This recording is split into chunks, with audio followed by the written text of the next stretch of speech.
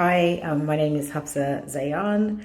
I'm 29 years old. I am the co-winner of the inaugural Murky Books New Writers Prize, and my debut novel, We Are All Birds of Uganda, was just published last week on the 21st of January 2021.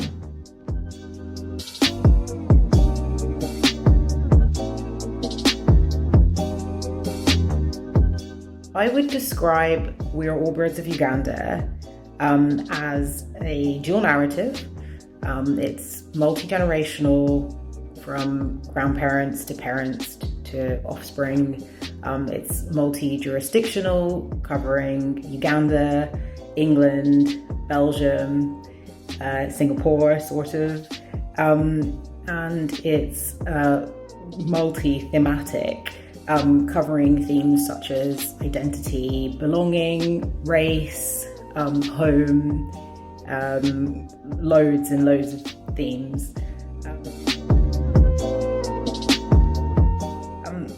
I think writing has always been like a childhood dream for me.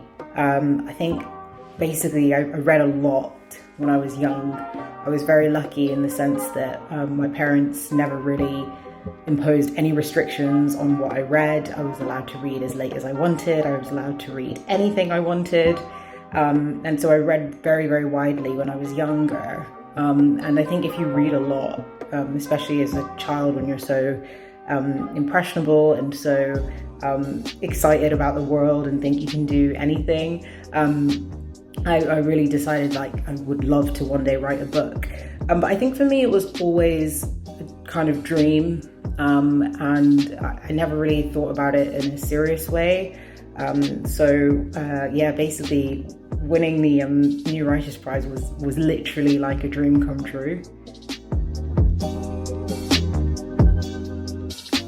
So I wanted to write the story of the South Asian expulsion from Uganda because it was basically a story that I'd learned of fairly recently. And speaking to my sort of generation, like my friends and my peers, they didn't know the story. And I thought that was really sad because it's a massive, massive part of British colonial history. There were, I think over 25,000 South Asian Ugandans that came to this country in the early 70s, and it's a story that I just didn't know anything about because nobody talks about it, and it's not something that's taught in our national curriculum. So unless you were around in the 70s, or unless you're from that particular background, there's no reason specifically why you would know it. So I really wanted to tell a piece of history that's so close to us. It happened less than 100 years ago, and such a massive part of our history. This is British history at the end of the day, and there's a huge South Asian Ugandan diaspora all across the world, but also in particular in Britain. So the words "We Are All Birds of Uganda" is a line said in the book by somebody who's comparing South Asian migrants as birds of Uganda. Uganda has tons of really incredible, beautiful birds, like an incredible variety. It's one of the first things I think I mentioned in the book that you notice when you land and you get off at the airport, and you just immediately see birds everywhere. So it's symbolic, and it's representative of the migratory patterns of birds flying from Africa to Europe and sort of all around the world. And I just wanted to kind of draw a parallel between those birds and the South Asian Ugandans. I tried to make it as sort of historically accurate as I possibly could. So a lot of research went into the Huston chapters. I guess this is a question about Samir. So how much of it based on true events? I think a lot of the experiences that happened to Samir are experiences that I am familiar with, microaggressions, that kind of thing, but also things that Samir has like said and done, I have had said and done to me. So yeah, I wouldn't say at all it's based on a true story. Samir is like a completely,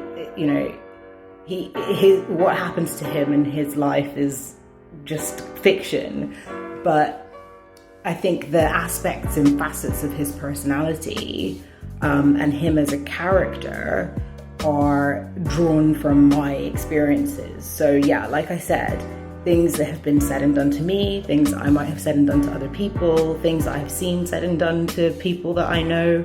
It's an amalgamation of kind of experiences that I've had the opportunity to see.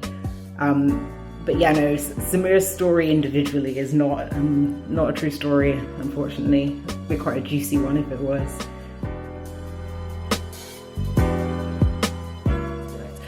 So yeah, no, they definitely are. I mean, there's certainly incidents in the book, things that happened to Samir that have happened to me that I have borrowed from my life directly. But yeah, like I said, there's also things that Samir says and does that I've had said and done to me. So Samir is, I don't think he's a particularly complex character, but he's quite ignorant, I think, at the beginning of the book. The book is a bit of a journey of self-discovery kind of thing. And, the kind of attitudes that he has, I've kind of experienced people treat me in that way. Even though I'm half South Asian, half African, I am usually seen as African. Like, most people don't know that I'm half South Asian, so most people just see me as black.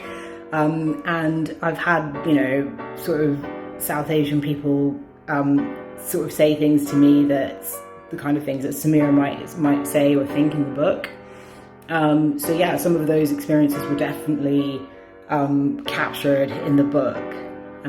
Because I've seen all sides of the story as a half and half. I knew the ending basically from writing the begining. I knew I didn't want it to be wrapped up with a nice neat bow and to have Samir kind of running off into the sunset happily with the girl of his dreams.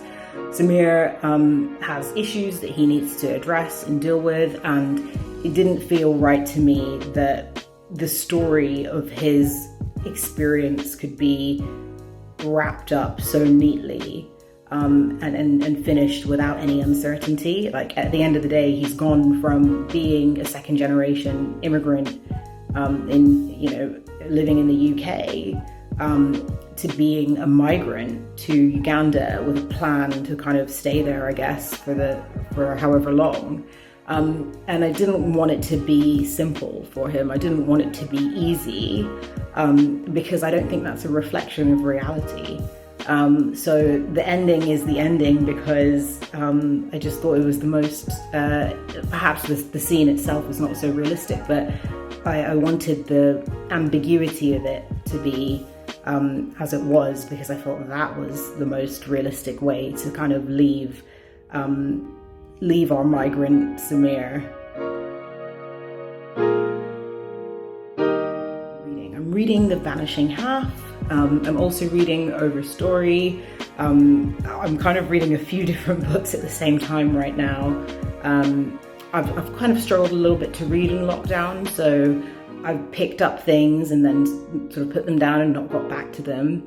But I'm really enjoying The Vanishing Half so far, so I'm probably going to actually finish that one quite soon.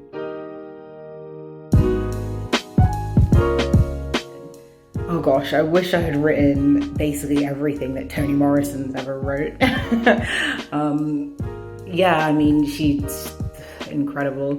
I was just completely blown away by Beloved, which is the first Toni Morrison I ever read.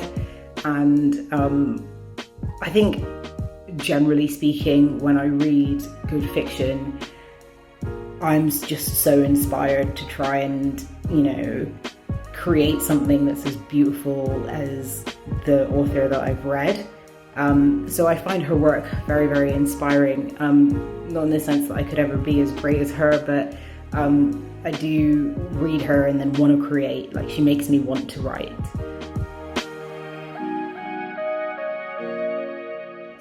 Well, I think, look, initiatives like Murky Books are amazing. Obviously, there are not that many, but, the world is changing. And I think that accessing the opportunities that are there is definitely worth doing and pursuing. I do think we're seeing a lot more engagement and a lot more interest in diverse stories. And there are so many different platforms now where you can kind of access diverse stories. In terms of sort of getting into the industry and getting, my one piece of advice would just be to stay true. Stay true to yourself and stay true to your story and stay true to what you want to write and stay true to, the story that you're telling. Don't change what you want to say because you want to try and sort of fit in, or you're trying to get into a certain, certain segment. I mean, it's a lot easier said than done. But yeah, I wouldn't be put off by the lack of representation, because I think we are getting more and more represented. We just all need to not think that we're not, so that we all don't stop trying, because you need obviously as many people as possible to keep writing and keep applying and getting agented and getting published, so that we can just make that pool bigger and bigger.